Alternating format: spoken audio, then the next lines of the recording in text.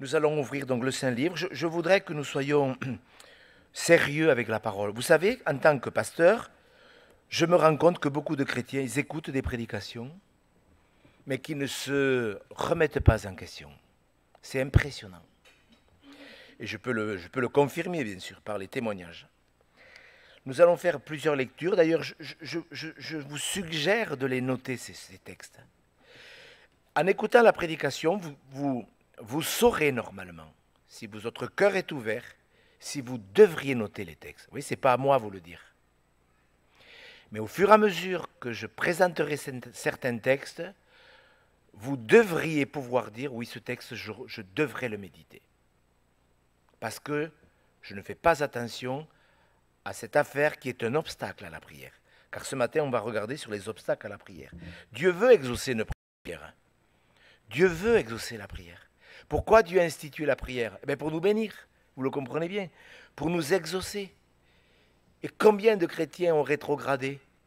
Parce qu'ils ont dit, moi, Dieu ne m'exauce pas, je ne comprends pas pourquoi Dieu ne m'exauce pas. Vous voyez, en plus, ils contestent avec Dieu, à la place de se remettre en question. Regardez avec moi dans Ésaïe, on va faire 4 lectures qui parlent des obstacles et de la gloire de Dieu.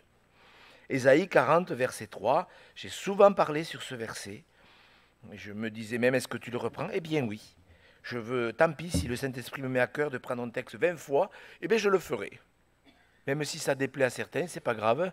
Est-ce qu'on peut apporter un texte 20 fois de suite? Ben oui. Ésaïe 40, verset 3. Vous savez que ce texte commence avec cette tristesse quelque part, puisque Dieu est obligé de crier. Une voix crie. Bien sûr, c'est la voix de notre Seigneur qui n'arrive pas à se faire entendre. Une voix crie. Préparez au désert le chemin de l'Éternel. Aplanissez dans les lieux arides une route pour notre Dieu. Que toute vallée soit exhaussée, que toute montagne et toute colline soient abaissées, que les coteaux se changent en plaine et les défilés étroits en vallons. Alors, la gloire de l'Éternel sera révélée, et au même instant, toute chair la verra. Car la bouche de l'Éternel a parlé. Amen. Dieu a parlé, il ne changera pas d'avis. C'est ça que ça veut dire. La gloire de l'Éternel, elle peut se manifester très vite, à condition que nous préparions le chemin. Et je voudrais surtout ce matin insister, pas au niveau de l'Église, au niveau des individus. Écoutez bien. L'Église est un corps, vous êtes d'accord? C'est comme ça. Mais l'Église est constituée d'individus. C'est pour ça que dans toutes les lettres aux Églises de l'Apocalypse, ça termine par « à celui qui vaincra ». C'est quelque chose de personnel. Et ce matin, je me sens poussé à vous le dire, vous devez en faire une affaire personnelle. Oui, Dieu veut que l'Église soit sanctifiée. Mais est-ce que individuellement, vous pouvez être béni? Oui.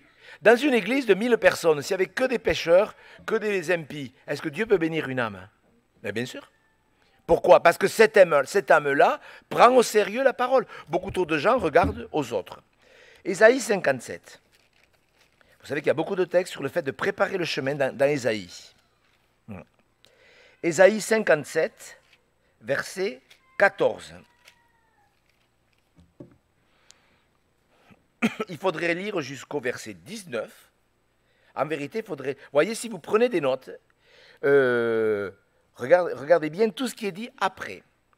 On dira, frayez, frayez, préparez le chemin, enlevez tout obstacle du chemin de mon peuple. Car ainsi parle le Très-Haut, dont la demeure est éternelle et dont le nom est saint. J'habite dans les lieux élevés, dans la sainteté, mais je suis avec l'homme contrit et humilié, afin de ranimer les esprits humiliés, afin de ranimer les cœurs contrits. Vous voyez, on voit bien que Dieu dit, préparez tout obstacle, mais Dieu n'est qu'avec ceux qui sont humbles, contrits, qui sont vrais. Qui sont vrais. Et la suite, on le voit que Dieu veut guérir, Dieu veut consoler. Vous devriez lire le contexte. On ne peut pas, à chaque fois qu'on lit un texte, lire tout le chapitre avant, le chapitre après. Mais quand même, dans nos cultes personnels, je peux vous assurer qu'on serait vraiment béni si on comprenait le contexte dans lequel Dieu a dit quelque chose. On le voit bien. voyez au verset 17, prenons-le, tiens, au verset 17, vous voyez, je me suis irrité. Le Seigneur n'est pas content de ce qui se passe. Vous voyez, il est... Parce que les gens sont rebelles. Mais après, au verset 18, vous voyez, j'ai vu ses voies, je le guérirai, je le servirai de guide, je le consolerai, je mettrai la louange sur ses lèvres, je le guérirai. Vous voyez, on voit bien que si quelqu'un est humble, même si Dieu est irrité de ce que son peuple se détourne, nous voyons en même temps que la volonté de Dieu, c'est de guérir, c'est de bénir. Ésaïe 62, verset 10, c'est le même principe, vous voyez, franchissez les portes, préparez un chemin pour le peuple. Oui. Préparez un chemin, frayez la route, ôtez les pierres, enlevez une bannière, élevez une bannière vers les peuples. Il y a des choses, Dieu ne les fera pas. Ne nous imaginons pas que Dieu... Seigneur, prépare le chemin, prépare les cœurs. Bon, on peut la faire, cette prière, mais c'est à nous de préparer le chemin. C'est à nous d'enlever les obstacles au niveau collectif, si c'est collectif, au niveau individuel, si c'est bien sûr personnel. Le quatrième texte, c'est dans 1 Pierre. Vous connaissez ce texte où Dieu donne je ne sais combien d'exhortations par le biais de l'apôtre aux chrétiens pour que justement rien ne vienne faire obstacle à la prière. Alors ça termine par une exhortation, enfin ça termine. Le texte où il est dit afin que rien ne vienne faire obstacle à vos prières, c'est dans le cadre des couples. Là, ça s'adresse aux maris, mais on pourrait lire le verset 1er du chapitre 3 qui parle aux épouses. Mes sœurs qui êtes mariées, mes frères qui êtes mariés, nous devrions prendre ces choses à cœur vraiment, mais vraiment à cœur. Femmes, soyez de même soumises à votre mari. Alors, ce n'est pas esclave, hein? Pas esclave, hein? Parce qu'il y a des hommes, ils ont la tournure d'esprit bien faite. Soyez de même soumises à votre mari, afin que si quelques-uns n'obéissent pas à la parole, ils soient gagnés sans parole. Si on réfléchissait à ça.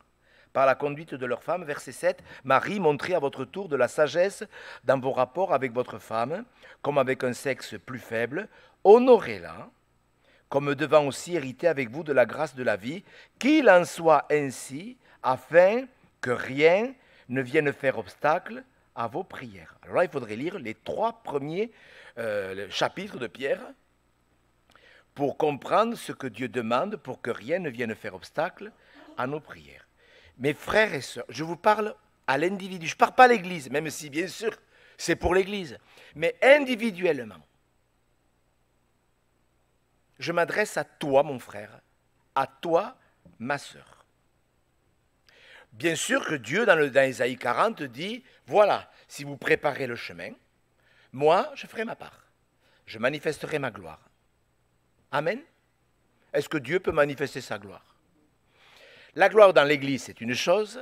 La bénédiction dans la vie personnelle, ça n'est une autre.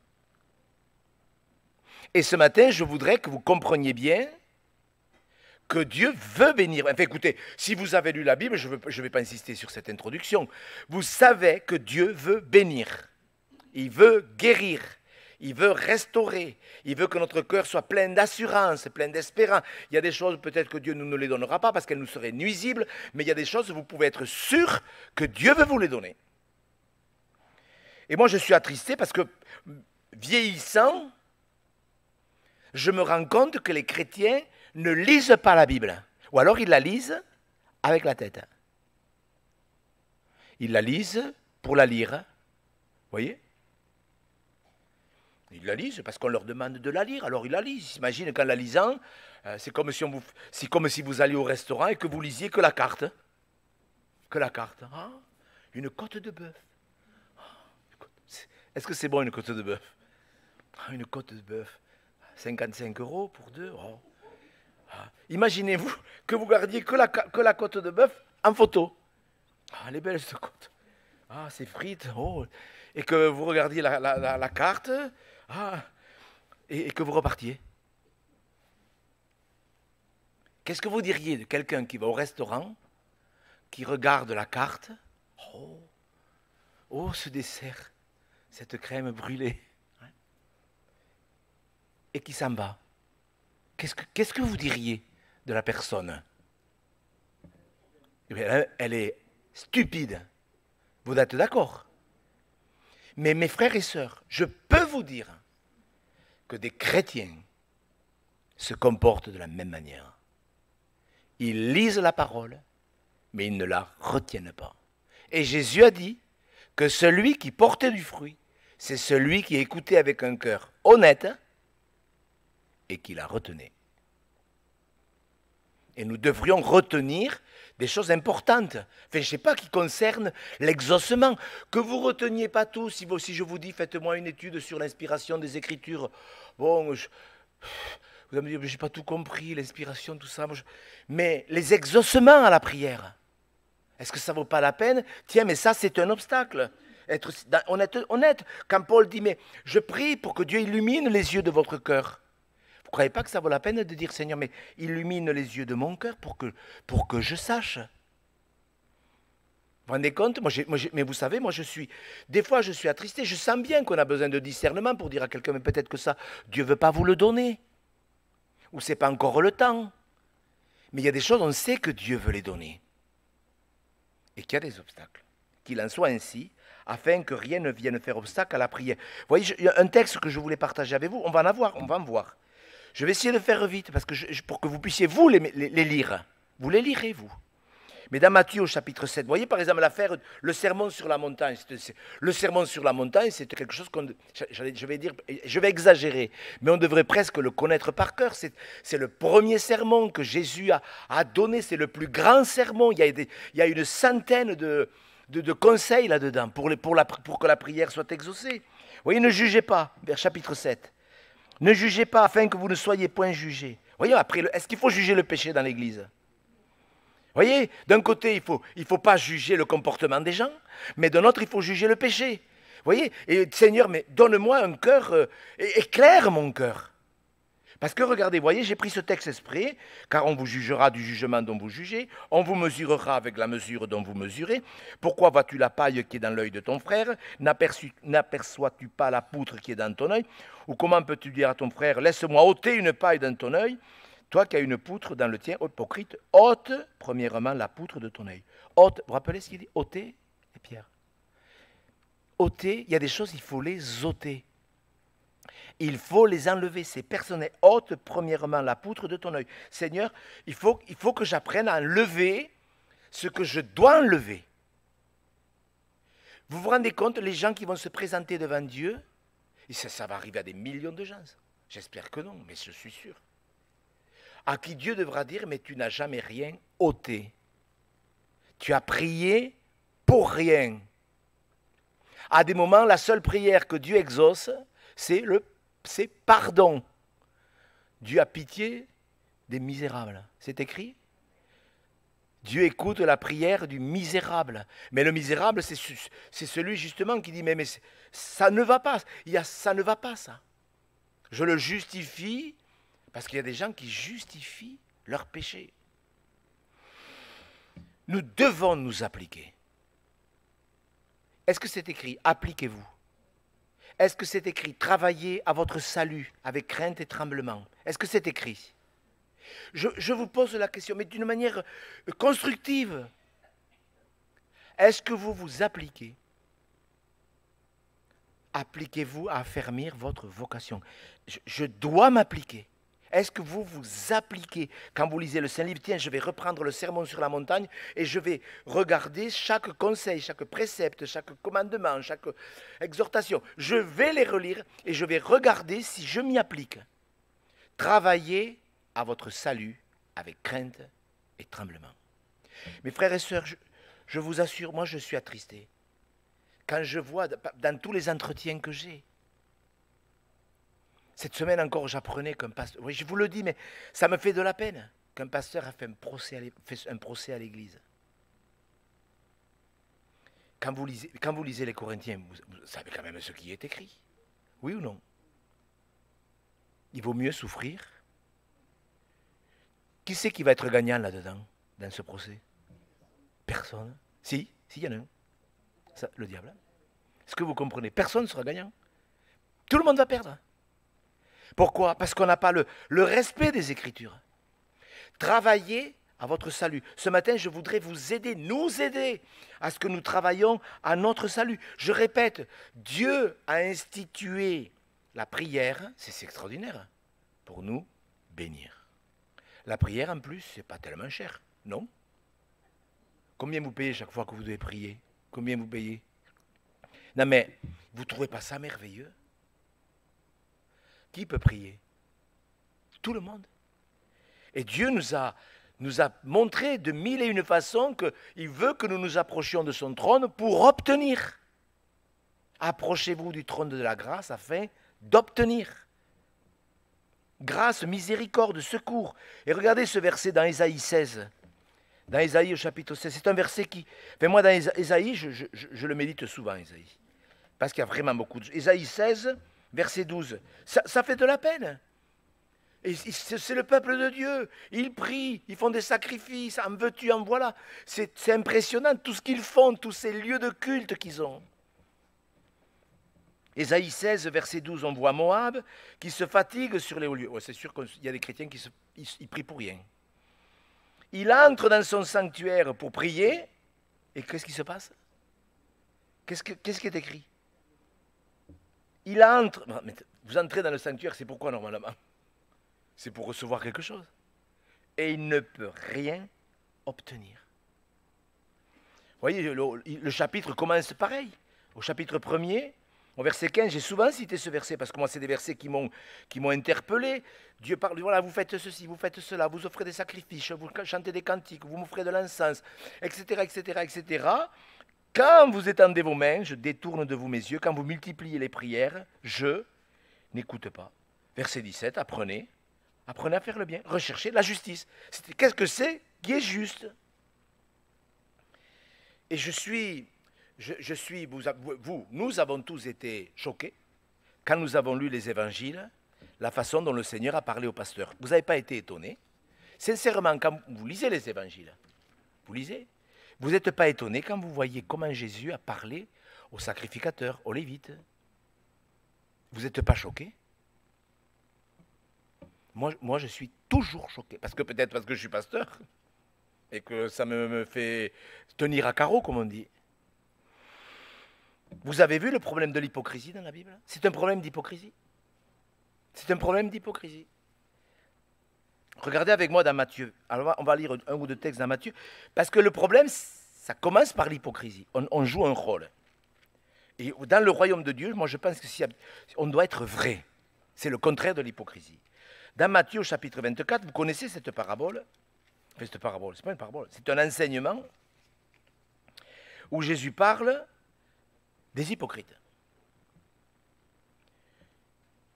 Il s'adresse à ceux qui sont chargés de donner de la nourriture. Donc c'est tous les pasteurs, les prédicateurs. Vous voyez au verset 45, quel est donc le serviteur fidèle et prudent que son maître a établi sur ces gens pour leur donner la nourriture au temps convenable. Bon. Et au verset 51, il dit qu'il y a une catégorie de serviteurs, il le mettra en pièces, lui donnera sa part avec les hypocrites. C'est là qu'il y aura des pleurs et des grincements dedans. Les hypocrites. C'est quoi? Mais c'est important. Qu'est-ce que c'est un hypocrite? C'est quoi un hypocrite? Puisque 18 fois dans le Nouveau Testament, Jésus parle des hypocrites. 18 fois. Dans les évangiles. Alors j'ai pris la définition du dictionnaire. Attitude consistant à dissimuler son caractère ou ses intentions véritables. Affecter des sentiments, des affections qu'on n'a pas.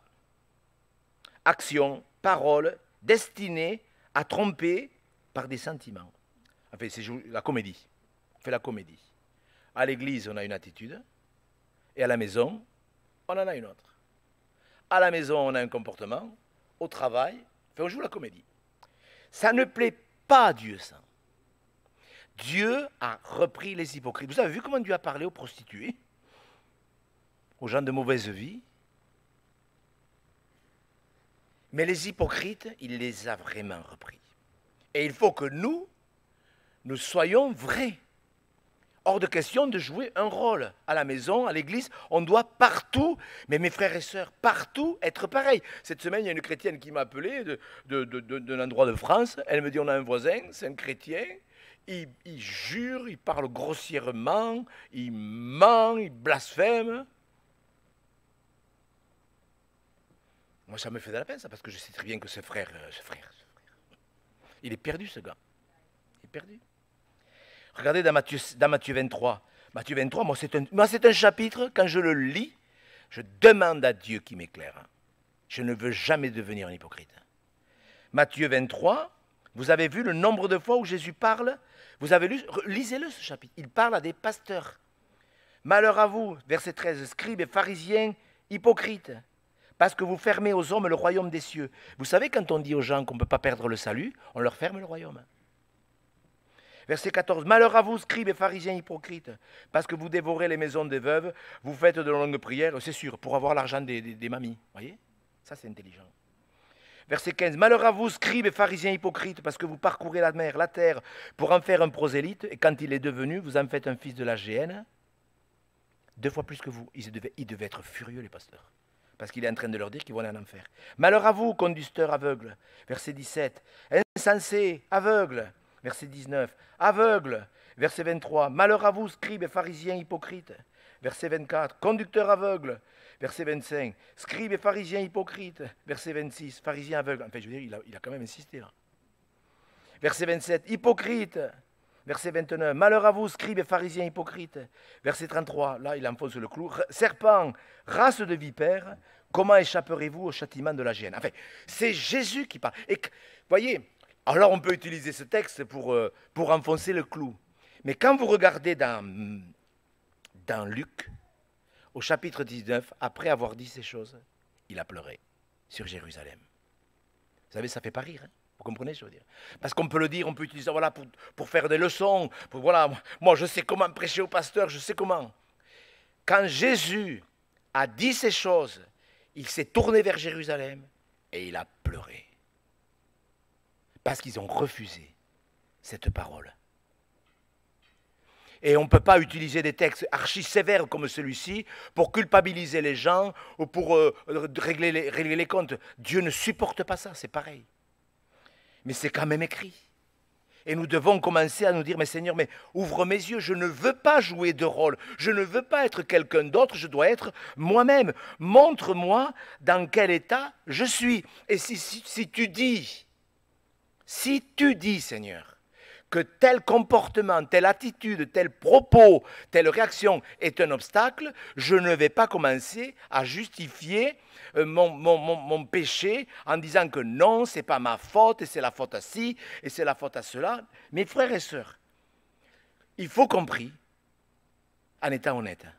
Seigneur, éclaire-moi. Est-ce que vous voulez que vos prières soient exaucées? Sérieusement, moi tout ce que je vous dis ce matin, c'est pour que vous puissiez chercher, que nous puissions chercher s'il y a encore des obstacles. Je prends un exemple, puisqu'on parle d'obstacles. Regardez avec moi, Proverbe 15. Vous voyez, j'aurais pu faire toute une étude sur l'hypocrisie. J'aurais pu la faire, ça aurait été... Oui, c'est intéressant, franchement c'est intéressant, mais si ça peut aider. Enfin, je pense que j'en ai assez dit. Regardez avec moi, Proverbe chapitre 15. Prenons un obstacle qui est pour moi peut-être le premier obstacle, même avant l'hypocrisie. Je réfléchis, vous savez, comment mettre les obstacles dans l'ordre. C'est peut-être pas utile, mais quand même, ça peut aider. Regardez, Proverbe 15, verset 19. C'est sérieux, frères et sœurs. Regardez, Proverbe 15, verset 19. Le chemin du paresseux est comme une haie d'épines. Vous savez ce que c'est une haie? Une haie de pyracantha. Vous avez déjà vu une haie de pyracantha? Est-ce que vous fonceriez pour traverser une haie de pyracantha? Pour la traverser? Personne. Il y a des gens, ils mettent du pyracantha partout, il n'y a personne qui rentre. C'est bizarre, personne ne rentre. Écoutez-moi, le Seigneur met en opposition le paresseux et l'homme droit. Voyez, le chemin du paresseux est comme une haie d'épines, mais le sentier des hommes droits est aplani. Donc, ça correspond à ce qu'on a lu dans Ésaïe. Celui qui est droit, il est là. Ce matin, vous écouterez cette exhortation avec légèreté ou avec droiture. Vous l'écouterez en disant, ah, mais ça, c'est pour lui. Ah, lui, c'est un paresseux. Ah, ma femme, quelle paresseuse. Ah, mon fils, quel paresseux. C'est facile. Je vous dis, ce n'est pas pour les autres, cette prédication. C'est pour chacun. Le chemin du paresseux est une haie d'épines. Si Dieu précise, parce que quand même, moi j'aime beaucoup les proverbes. Vous savez, j'ai lu les proverbes, et chaque, vous voyez, là j'ai mis, clac, à côté, un petit O. Ça veut dire obstacle. Quand je relis les proverbes, je sais que je dois m'arrêter sur ceux qui me montrent les obstacles. Et sur ceux qui me montrent aussi la bénédiction. J'ai mis un petit O ou un petit B. C'est ma façon de méditer la parole. Mais je vous le dis parce que la paresse, oh la paresse, mais moi je ne suis pas paresseux si vous saviez au boulot, au travail. Si vous saviez comment je suis zélé. Ah, moi je bosse. Mais c'est très bien. Restez zélé pour le travail, restez zélé pour aider votre épouse. Restez zélé, je ne sais pas, et actif. Moi pour le sport. Ah, si vous savez, par exemple moi pour le sport, je fais 3-4 heures de sport par jour. J'aimerais, pardon. Est-ce que vous comprenez ce que je veux dire? On peut être zélé dans un domaine et être très paresseux dans le domaine spirituel. Alors, écoutez-moi, moi je ne sais pas comment vous le dire. La paresse, c'est un obstacle. Et c'est peut-être le premier obstacle. Parce que la paresse, ça nous empêche d'avancer. Vous connaissez les proverbes? On peut lire un? Tiens, Proverbe 6. Moi je ne sais pas, est-ce que vous lisez le livre des proverbes? Vous faites comme certains chrétiens. Ah, moi, monsieur Gauche, je l'ai déjà lu il y a longtemps. Il y a 20 ans, je l'ai lu 2 ou 3 fois. Moi, je trouve que c'est bien de relire régulièrement les proverbes. Vous connaissez ce proverbe 6? 6. Va vers la fourmi, paresseux. Considère ses voies, devient sage. Elle n'a ni chef, ni inspecteur, ni maître. Elle prépare en été sa nourriture. Elle amasse pendant la moisson de quoi manger. Paresseux, jusqu'à quand seras-tu couché? Quand te lèveras-tu de ton sommeil? Un peu de sommeil, un peu d'assoupissement, un peu croiser les mains pour dormir, et la pauvreté te surprendra comme un rôdeur, et la disette comme un homme en armes. Voyez? Il faudrait, alors là par contre on devrait faire toute une étude sur la paresse, et voir que la paresse c'est un obstacle. C'est un obstacle. Et vous devez pouvoir répondre. Si c'est pas maintenant, mais il vaut mieux le faire maintenant ou pas tout à l'heure. Mais est-ce que je suis un paresseux spirituel? Vous devez, c'est pas à moi de vous dire, est-ce que tu passes, est-ce que tu fais ton culte personnel, mais vous devriez, mais combien il faut faire? Il y a des gens, monsieur Go, combien de temps il faut prier? Mais je dis, écoutez, c'est pas à moi de vous le dire. Mais la paresse, c'est un obstacle à la bénédiction. Et si vous êtes paresseux, ne commencez pas à dire, même à Dieu, ah, tu vois, Seigneur, moi, j'ai pas le temps. Ou alors arrêtez de quelque chose. Moi, je crois que si Dieu nous demande de le prier, c'est qu'on doit trouver du temps pour le prier. Il y a un temps pour tout. Cette semaine, on faisait un partage avec les enfants et on a pris le texte d'Ecclésiaste 3, il y a un temps pour toutes choses. Et le lendemain, on a refait le partage. Je leur ai dit, vous vous rappelez de quoi? Ah, papy, il y a un temps pour jouer. Il y a un temps pour s'amuser. Il y a un temps pour dessiner. Il y a un temps pour se promener. Je dis, vous avez retenu que ça? Non, c'est aussi qu'il y a un temps pour travailler. Mais vous comprenez ce que je veux dire? Les enfants, c'est mignon les enfants. Mais mes frères, vous ne croyez pas qu'il y a un temps pour dire au Seigneur, éclaire-moi pour savoir où j'en suis? Ça fait 20 ans que je suis chrétien. Moi, je n'ai pas envie de culpabiliser parce que je ne supporte pas la culpabilisation. Mais quand même, ça fait 20 ans que je suis chrétien. Je n'ai pas réfléchi à ce péché de la paresse. Je suis toujours paresseux. Je me fais piéger comme un idiot. Bon, je crois que ça vaut la peine de réfléchir, mes frères et sœurs. La paresse, moi je pense que ça va mener des gens à ne pas être prêts quand Jésus va revenir. La paresse, c'est un obstacle. Et si on dit au Seigneur, Seigneur, montre-moi ta gloire, bénis, Seigneur. Vous savez, il y a des prières des fois à faire pleurer les chaises. Mais mes frères et sœurs, si on prie ainsi et qu'on ne commence pas à régler le problème de la paresse, moi je pense qu'on ne va pas aller bien loin, franchement. Aide-moi à avoir du zèle, Seigneur. C'est clair. Enlever tout obstacle, alors la gloire de l'Éternel apparaîtra.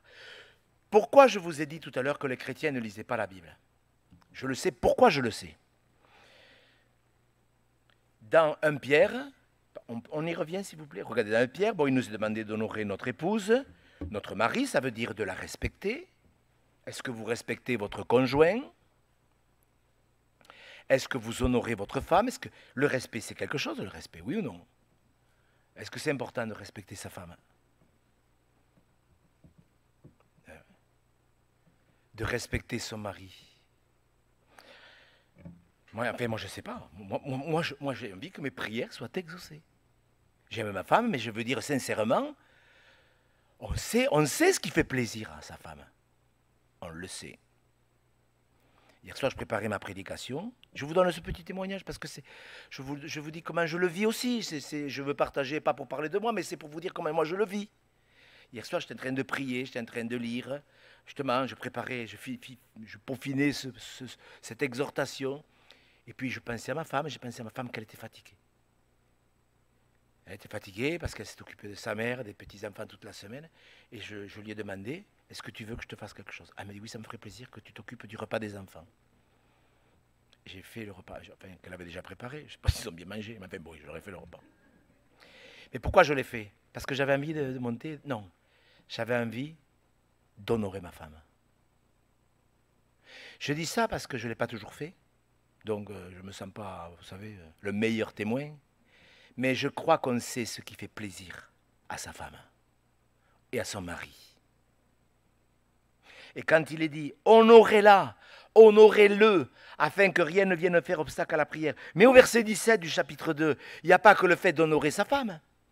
Parce qu'il y en a qui vont dire, mais moi, t'inquiète pas, moi, ma femme, je l'honore, elle est en premier après Dieu, t'inquiète.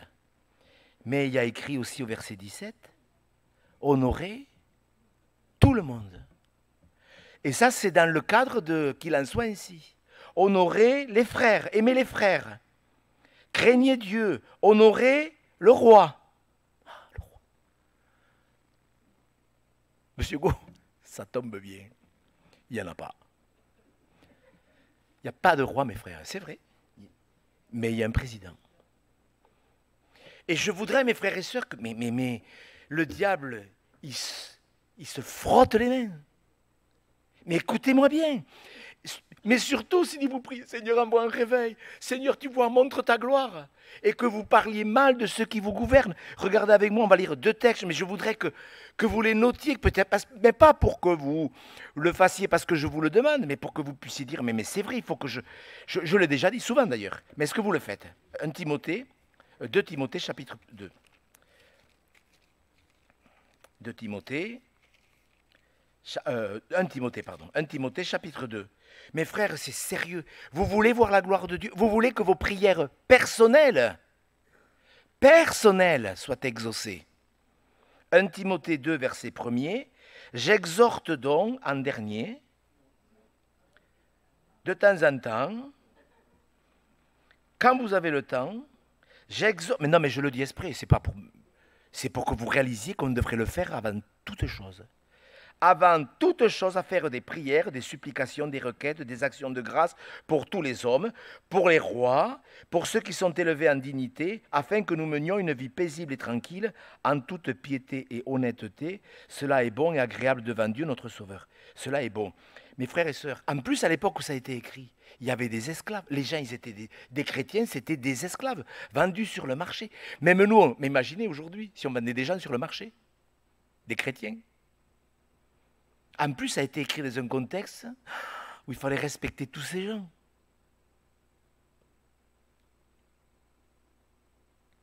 Avant tout, de prier pour ceux qui nous gouvernent.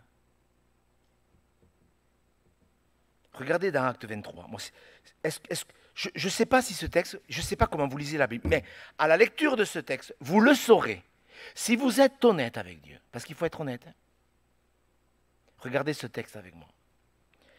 Ah, Dieu a voulu que ce texte, vraiment c'est beau quand même. En plus, ce n'était pas le meilleur jour de Paul, c'est sûr. Mais Dieu l'a voulu. Acte 23.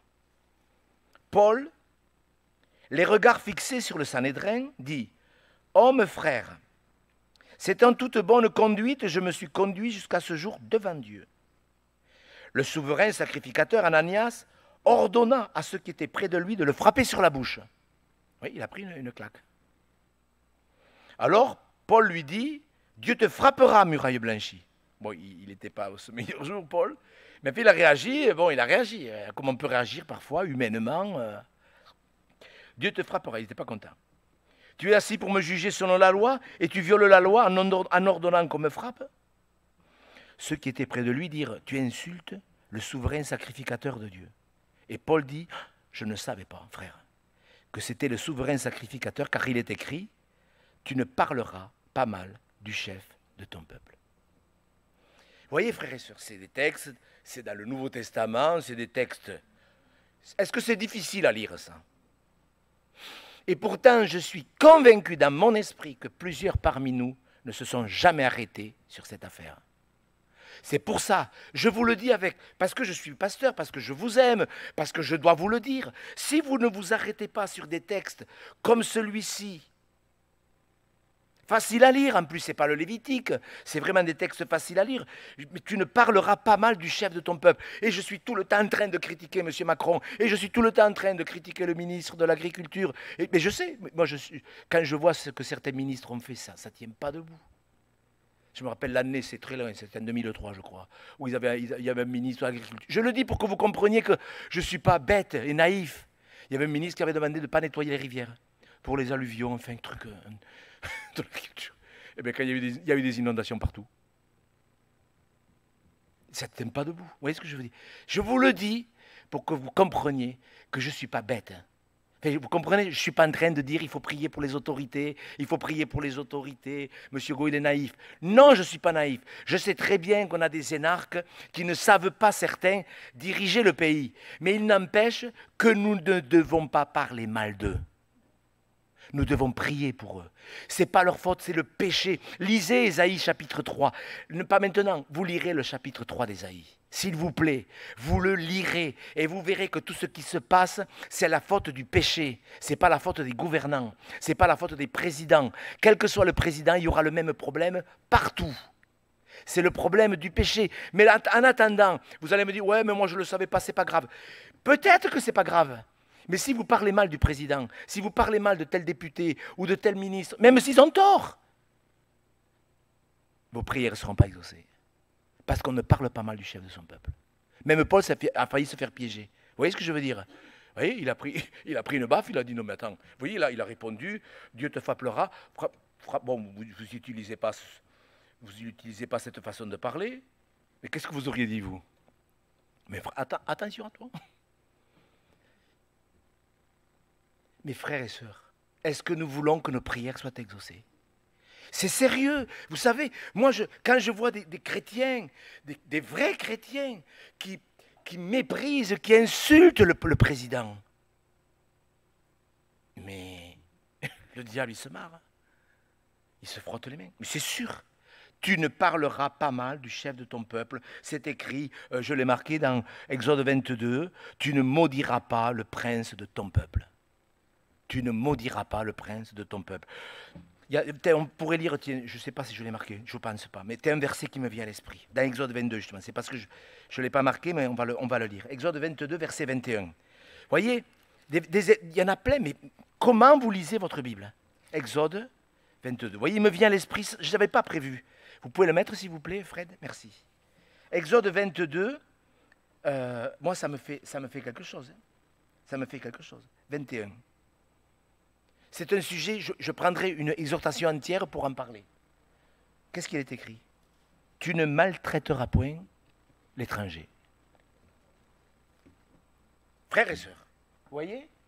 Est-ce que c'est un commandement? Bon, est-ce qu'il y a un problème avec les étrangers, l'immigration, le racisme? Est-ce qu'il y a un problème? Non, mais vous avez vu le problème de l'immigration, c'est un truc de malade. Mais il n'empêche, moi j'ai entendu des chrétiens, oh, il y a trop de noirs dans les églises. Je l'ai entendu, ça. C'est magnifique. C'est magnifique. Est-ce que vous réalisez? Il faudrait... Vous voyez, je vous demande, frères et sœurs, de lire avec les yeux de votre cœur ouverts. Tu ne maltraiteras point l'étranger. C'est sérieux cette affaire. Après, il y a un problème de justice. Lisez avec moi dans Ecclésiaste 8. Je vous le dis parce qu'on pourrait parcourir la Bible de long en large. Je ne sais pas si je l'ai mis celui-là. Ecclésiaste 8. Un problème. Pourquoi ces problèmes d'immigration? Pourquoi ces problèmes de justice en France? Est-ce qu'il y a un problème au niveau de la justice? Vous voyez, je ne veux pas que vous pensiez que je tombe dans la politique. Je veux justement que vous n'y tombiez pas. Et que vous réalisiez que le problème, c'est le péché. Regardez ce verset, Ecclésiaste 8, verset 11. Moi, c'est un verset qui m'a bouleversé. Vraiment. Parce que j'ai compris le problème de la société. Regardez, parce qu'une sentence contre les mauvaises actions ne s'exécute pas promptement, le cœur des fils de l'homme se remplit en eux du désir de faire le mal. Le gars, il brûle 10 bagnoles. Il brûle 10 voitures. Il ressort 2 jours après sa garde à vue, 24 heures. Il ressort un héros. Il est applaudi par les copains. Est-ce que c'est bien? Est-ce qu'il devrait être puni? Eh bien, bien sûr. Vous voyez? Mais les prisons sont pleines. Non, mais alors, je vous dis ça, mes frères et sœurs. Écoutez-moi, je ne suis pas en train de rigoler. Je vous dis ça parce qu'à cause de ces problèmes d'injustice, de désordre, d'incompréhension, le problème, c'est que les chrétiens se font piéger. La seule chose que nous avons à faire, Seigneur, je te prie pour le ministre de la Justice. Moi, ce n'est pas le préféré que j'ai eu. Hein. Mais ça ne fait rien, je prie pour lui. Mes frères et sœurs, vous voulez que vos prières soient exaucées? Et il ne faut pas tomber dans ce panneau. Mes frères et sœurs, je vous le dis, je ne sais pas si vous vous rendez compte, la bénédiction personnelle, c'est quelque chose, la bénédiction personnelle? Peut-être que cet après-midi, après la sieste, ou ce soir avant d'aller au lit, vous allez prendre un psaume et vous dites, Seigneur, vous allez prier. Est-ce que vous avez envie que vos prières soient exaucées? Mais le diable, je vous assure que le diable, il doit se frotter les mains dans beaucoup d'endroits. Parce qu'on n'est pas sérieux. Qu'est-ce que c'est qui peut faire obstacle à la prière? Le mensonge. Le mensonge. Que ton oui soit oui et que ton non soit non. Des chrétiens qui ne pardonnent pas, est-ce que ça existe? Est-ce que ça existe? Ben ouais. Après tout, nous on n'a pas à les obliger, mais il faut le dire. Si vous ne pardonnez pas, votre Père Céleste ne vous pardonnera pas non plus. Mais qu'est-ce que c'est ce travail? Eh bien, écoutez, il y a des lois qui sont comme ça. C'est des lois. La négligence. Malheur à celui qui fait l'œuvre de l'Éternel avec négligence. Voilà. La fraude. La conscience de l'autre. La conscience de l'autre. La conscience de l'autre. Non mais c'est... Est-ce qu'il y a des textes sur qu'il faut faire attention de ne pas blesser la conscience de l'autre? Il est où ce texte? Oui. C'est vrai? Vous êtes sûr, Madame Pardieu? Ah, vous avez raison. 1 Corinthiens 8. On va le lire. La conscience de l'autre. Ah, moi, ce que les autres font, ça m'est égal. Moi, je fais ce qui me plaît. Faites ce qui vous plaît. Mais moi, je crois qu'on doit faire attention à la conscience de l'autre. Regardez quand même, c'est des textes. C'est sur les viandes sacrifiées aux idoles, mais de respecter les convictions des autres. Tant qu'ils ne sont pas encore éclairés, il y a des gens, ils n'ont pas compris certaines choses. Est-ce qu'on doit leur imposer nos convictions? Ben non. Mais regardez ce verset. Moi, c'est un verset qui me tient à carreau. Je fais attention de ne pas imposer mes convictions aux autres. Je peux vous le dire. 1 Corinthiens 8. Et le faible périra par ta connaissance. Vous voyez, dans la connaissance, combien ça peut nous nuire. Le frère pour lequel Christ est mort, il faudrait 1 heure pour l'expliquer. En péchant de la sorte contre les frères et en blessant leur conscience faible, vous péchez contre qui? Voilà. Quand on impose nos convictions aux autres, nous qui avons de la connaissance et ceci et cela, eh bien, on pêche. La conscience faible des gens. Les dettes. Je ne parle pas des crédits, les dettes. La moquerie. La moquerie. Il y a un chrétien qui m'a demandé il y a quelque temps, Monsieur Gou, est-ce que vous regardez Canteloup? J'ai dit, mais c'est quoi Canteloup? Il me dit, c'est après le journal de TF1. Alors moi, bien sûr, j'ai regardé le TF1 et j'ai regardé Canteloup.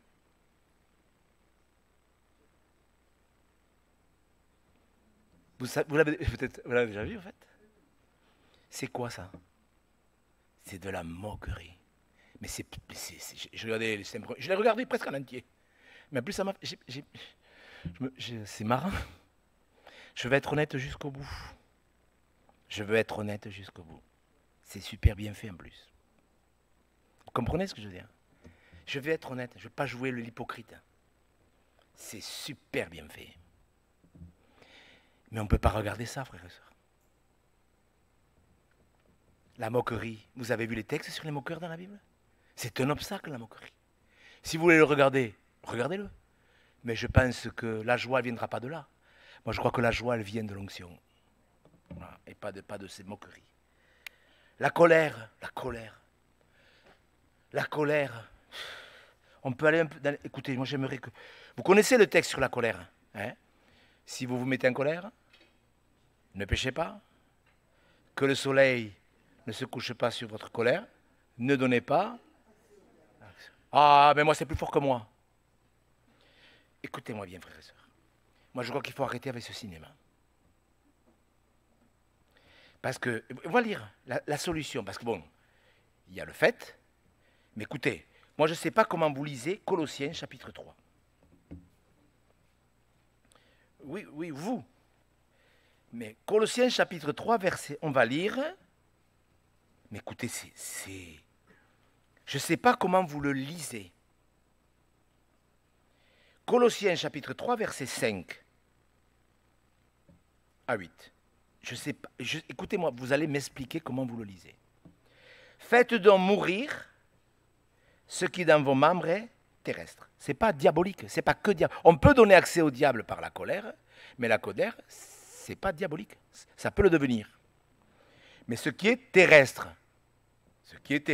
humain, la débauche, oui, la débauche, l'impureté, les passions, les mauvais désirs, la cupidité qui est une idolâtrie.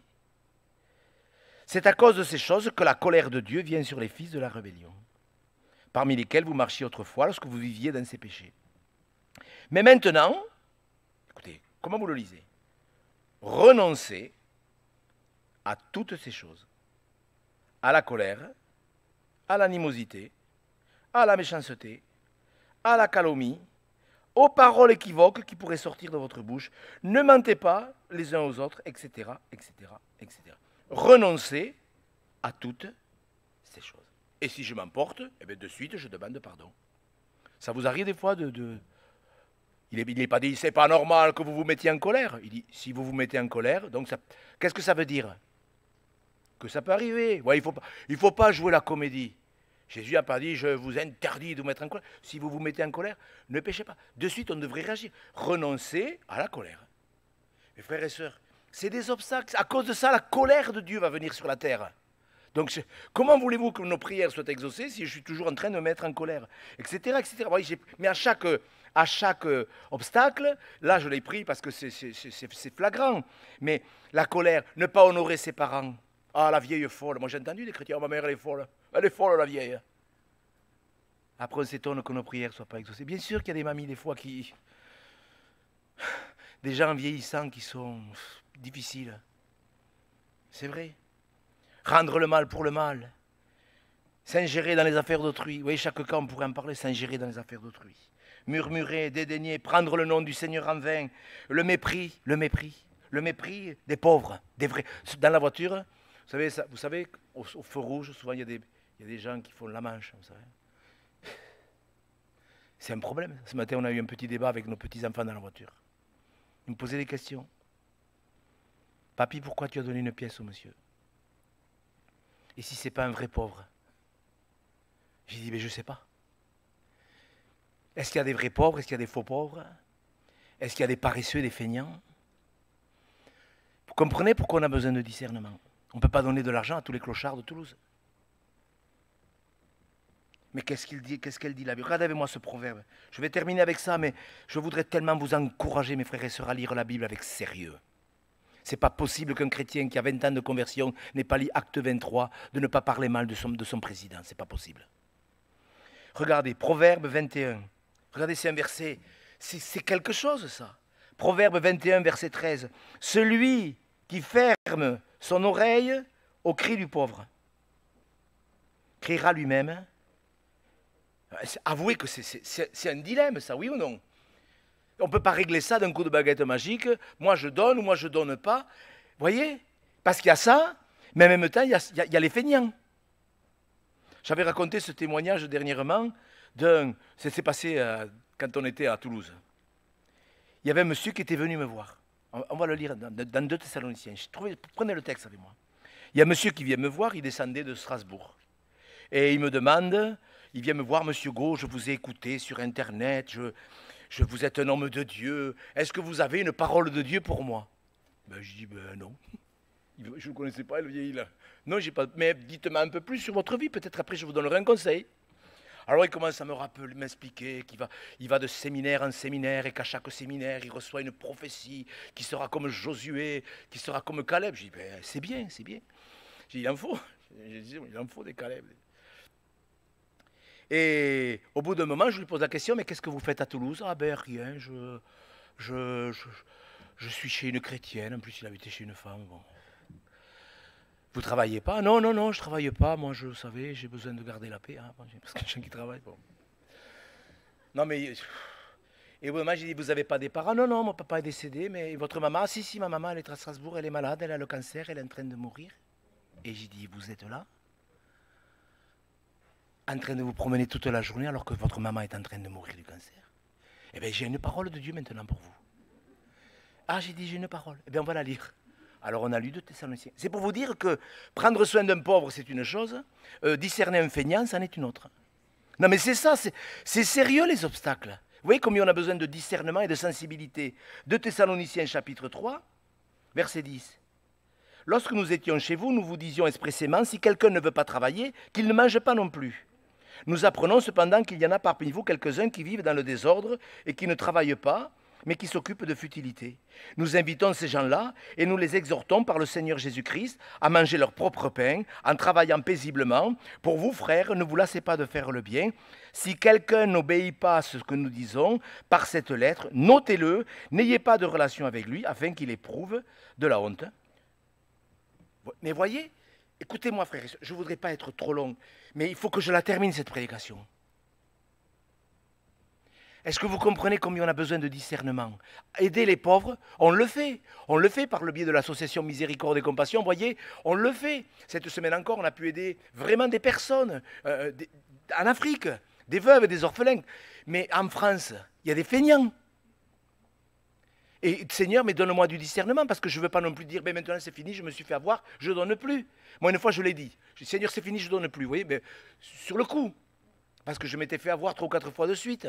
Puis je me suis dit, mais non, t'es bête, ça ne tient pas debout. Vous voyez, mais des fois, on peut prendre des décisions graves. Je dis, non, tu continueras à aider, tant pis, si tu te fais avoir, ce n'est pas ton problème après tout. Mais voyez, savoir dire, j'ai dit à ce gars, mais j'ai dit, mais voilà, on va vous payer, on avait vu avec le conseil, on lui avait payé le billet de train pour entrer voir sa mère, s'occuper de sa mère. On lui a dit, mais vous êtes pas pris, j'ai dit, de ressembler à Josué, à Caleb. J'ai dit, soyez sérieux. Le lendemain, il m'a téléphoné, il était furieux pour me demander pardon parce qu'il n'avait pas dormi. J'ai dit, mais c'est pour votre bien que je vous le dis. Est-ce que vous comprenez, frères et sœurs? Quand Dieu dit, enlevez tout obstacle, sincèrement, frères et sœurs, vous ne croyez pas que ça vaut la peine? Rien que de prendre le livre des Proverbes, 31 Proverbes, 31 chapitres.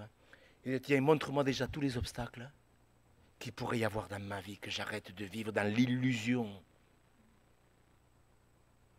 C'est sérieux, frères et sœurs. Moi, je n'ai pas à vous dire, ne faites pas ceci, ne pratiquez pas cela, parce que quelqu'un peut faire du sport, et ça peut ne pas être un obstacle, oui ou non? Oui, mais quelqu'un peut en faire, et ça peut être. Vous voyez, c'est pas à moi de dire, ça c'est un obstacle. Je pense qu'attendez, on est dans l'église. On n'est pas dans une secte où on oblige les gens à faire ou à ne pas faire telle et telle chose. On éclaire les gens par la parole, et puis après, on se dit, voilà, tout ce qui a été cité, eh peut-être il me faudrait le réécouter, mais surtout que tu me montres, Seigneur. Parce que je ne veux pas être insensible s'il y a un pauvre dans l'église. Bien sûr, dites-le nous. Des fois, on m'a dit, ah, monsieur Roux, vous n'avez pas pris soin de monsieur Dupont. Je dis, mais je ne savais rien qu'il avait des besoins. C'est sérieux, frères et sœurs. En tous les cas, on relit juste quand même comment Dieu est intéressé à montrer sa gloire. Vous avez vu Ésaïe 40? Vous le remettez, s'il vous plaît, Fred?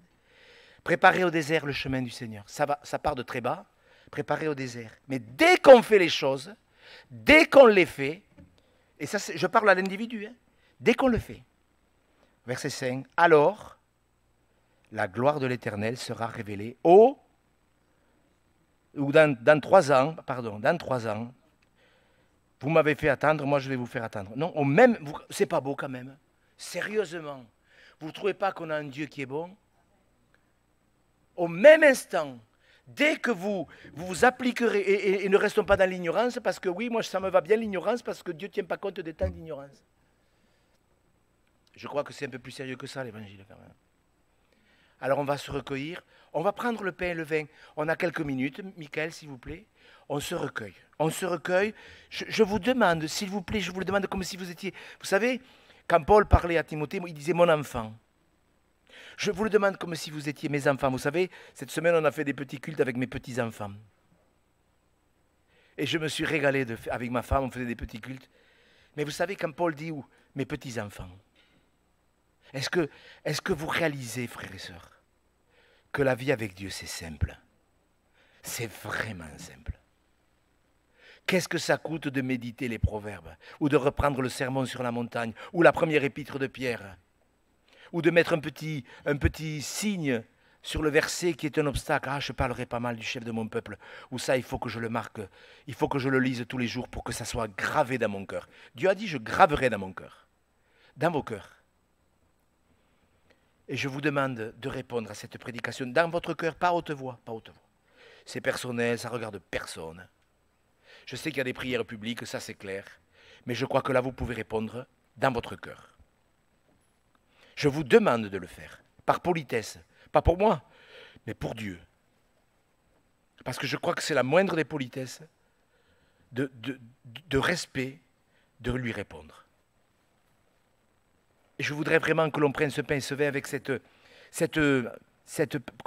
détermination, cette assurance. Seigneur, je sais qu'à mes résolutions répondra le succès. Je voudrais prendre la résolution de relire ta parole et de regarder chaque verset qui présente un obstacle. Peut-être même à les écrire sur un papier, à les relire le matin. Vous allez en mettre, je vous le dis, mais ça vaut peut-être la peine de les méditer.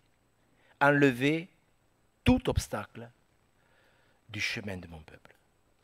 ôter la poutre, la paille, la poutre qui est dans ton œil. Vous voyez, qu'est-ce qu'il me faut ôter?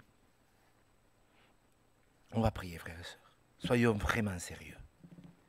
Il y a trop de chrétiens paresseux. Ça, c'est un péché, vraiment. Si vous êtes concerné par ce péché, vraiment, demandez-lui pardon dans votre cœur. Dans votre cœur, je dis bien. Seigneur notre Dieu, tu nous as laissé ta parole, ta sainte parole, ta divine parole.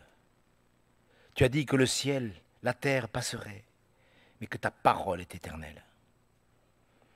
Et nous sommes heureux de savoir que pas un iota ne disparaîtra du Saint-Livre. Et tu nous as consigné toutes ces paroles bénies pour que nos prières soient exaucées.